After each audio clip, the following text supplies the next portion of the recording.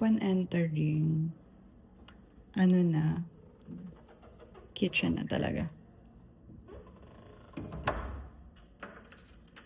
Lock lang natin. Ayan, kitchen ko na makalat pa. And may mga cabinet lang tayo dyan. Yan.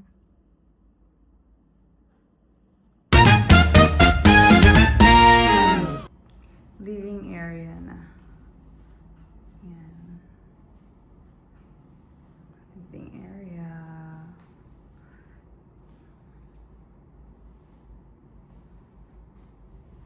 And this is my balcony. Yan. Balcony. Ito yung view natin, guys. Ayan yung washing machine ko na hindi pa nagana. Close natin. And ito yung view kapag dito ko sa area na tumanggaling. Malaki siya, guys. Ang laki ng space dito sa living area. And yan, marshmallow ko. Blanket ang aesthetic, tignan. Ayan lang siya, guys.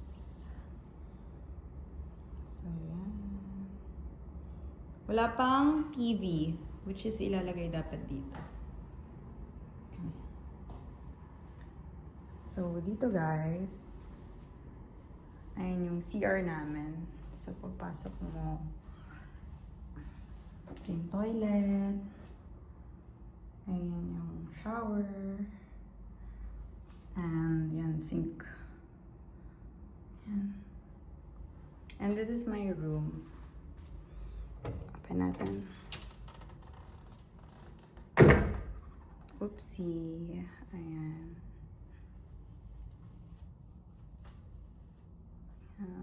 Room ko. Wala pa akong mattress kaya hindi pa ako natutulog dito. Pero yun. Malaki din naman siya. And this is ano siya. Meron ako ditong bintana. Ayan, may bintana ako dito. Hindi siya balcony. Bintana lang siya. Ayan. Ayan yung mga kalat. Kalat. Hindi ko pa na-organize, guys, kasi wala pa yung cabinet ko. Para sa cabinet ko talaga yan, mga damit ko yan, na hindi pa na-organize. And that's it. That's my mini vlog. Hi guys! Welcome to my first vlog. My name is Anna and I'm from Manila, Philippines.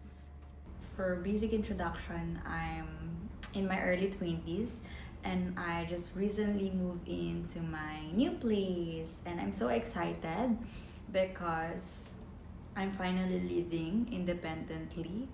I'm really grateful that God gave me this chance. So yeah, I'm excited to share my journey with you.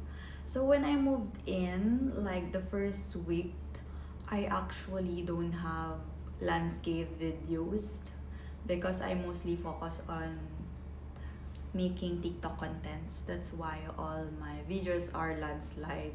But I'm gonna edit it so you guys can see the process of what happened throughout my moving in journey. So here's a quick empty condo tour, guys. As you can see, makalat pa siya kasi hindi pa nakalinis.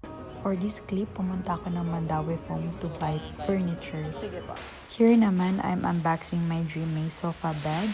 So yes guys, sofa siya na nagiging bed. And ang ganda ng color niya. This is the bed frame that I bought from Mandawi Foam.